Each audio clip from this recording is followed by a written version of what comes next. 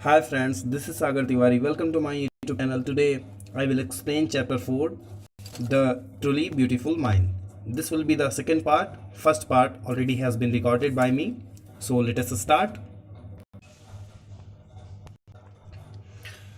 While Einstein was solving the most difficult problems in physics, his private life was unraveling. जब Einstein physics के सबसे difficult problems को solve कर रहे थे तो उनकी जो निजी लाइफ थी, उनकी प्राइवेट लाइफ थी, वो बिगड़ रही थी उस समय. Albert had wanted to marry Mileva right after finishing his studies.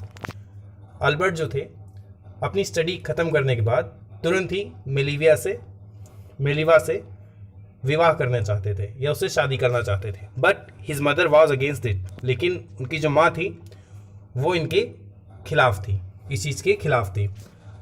She thought Mileva who was 3 years older than her son. उनके विचार थे कि मेलिवा जो है उनसे 3 साल बड़ी है. Was too older for him. और ये आइंस्टीन के लिए ठीक नहीं है या उनसे बहुत ही ज़्यादा बड़ी है और आइंस्टीन को शादी नहीं करनी चाहिए उससे. She was also bothered by Mileva's intelligence. वो मेलिविया की इंटेलिजेंस को लेकर भी चिंतित थी. She is a book like you. His mother sad.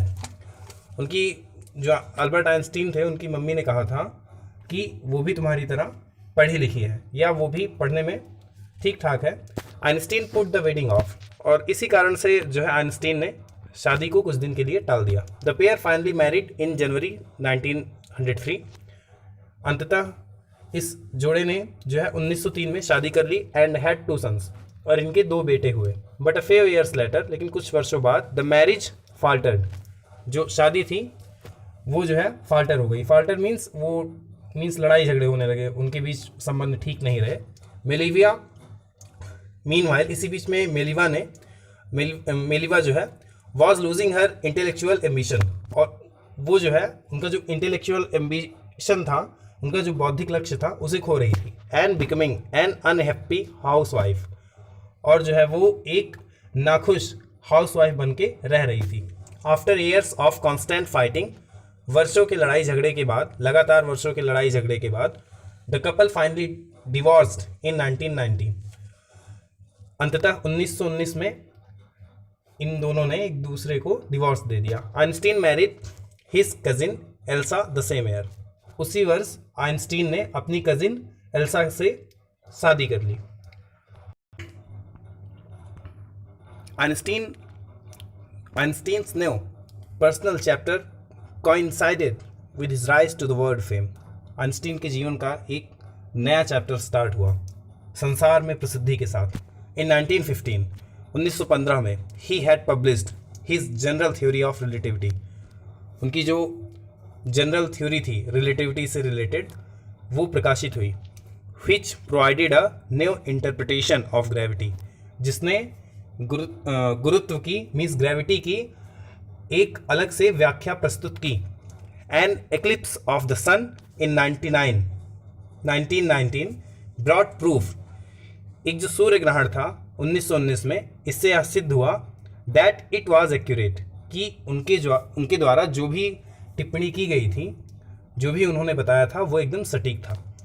Einstein had correctly calculated in advance that the extent to which the light from fixed stars would be deflected through the sun's gravitational field. Einstein ने पहले से ही यह अनुमान लगा लिया था कि कुछ विशेष तारों से निकलने वाला प्रकाश सूर्य के गुरुत्वीय क्षेत्र की ओर मुड़ता है. The newspapers proclaimed his work as a scientific revolution. जो न्यूज़पेपर थे उन्होंने उनके काम को एक वैज्ञानिक क्रांति के रूप में घोषित किया और इसे छापा. Einstein received the Nobel prize for physics in 1921. Einstein को 1921 में नोबेल प्राइज मिला. He was showered with honours and invitations from all over the world. पूरे संसार से उन्हें जो है सम्मान मिला और इन्विटेशंस मीन्स न्योता मिला पूरे संसार से आने का. And lauded by the press. और जो प्रेस था उसके द्वारा उनकी सराहना की गई। When the Nazis came to power in Germany in 1933, जब 1933 में नाजी जो है जर्मनी में पावर में आए थे, Einstein immigrated to the United States. तो आइंस्टीन जो है वो यूनाइटेड स्टेट्स में बस गए थे, मीन्स विदेशवास करना होता है, इमिग्रेटेड मीन्स। 5 years later, 5 साल बाद, the discovery of nuclear fissions in Berlin had American physics in an अप्रोर।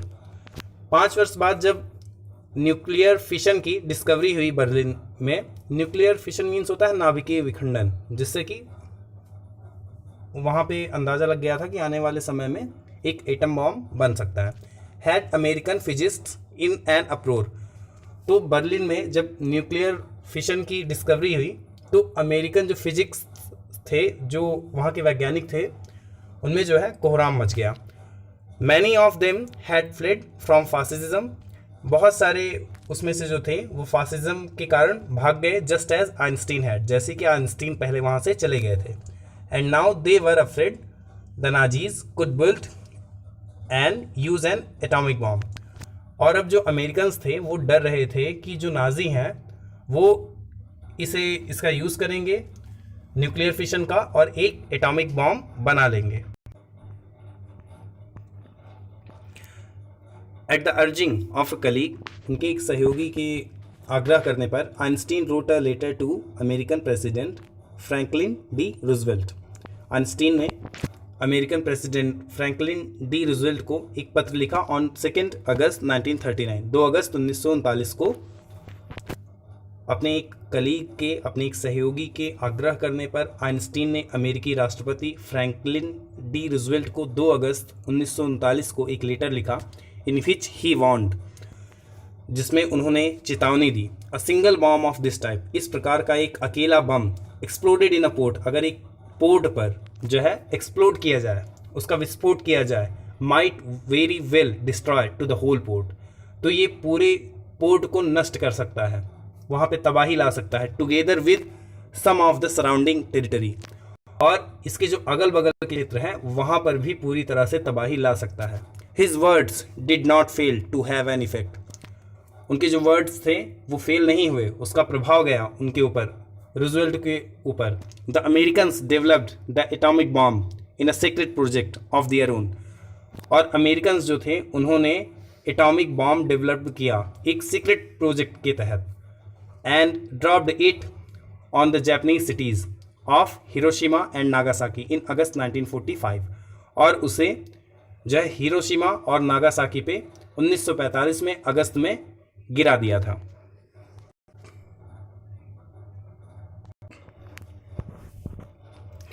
Einstein was deeply shaken by the extent of the destruction. Einstein इस विस्फोट से अंदर से पूरी तरह से हिल गए थे। This time he wrote a public missive to the United Nations. उन्होंने एक राजपत्र लिखा इसके बाद यूनाइटेड नेशन को, इन इट, जिसमें he proposed the formation of the world government. उन्होंने वर्ल्ड गवर्नमेंट बनाने की मांग रखी थी। Unlike the letter to Roosevelt, this one made no impact. लेकिन जो रूजवेल्ट को लेटर उन्होंने भेजा था उसका इफेक्ट हुआ था, लेकिन इसका जो है कोई भी इम्पैक्ट नहीं नज़र आया, कोई भी प्रभाव नहीं नज़र आया।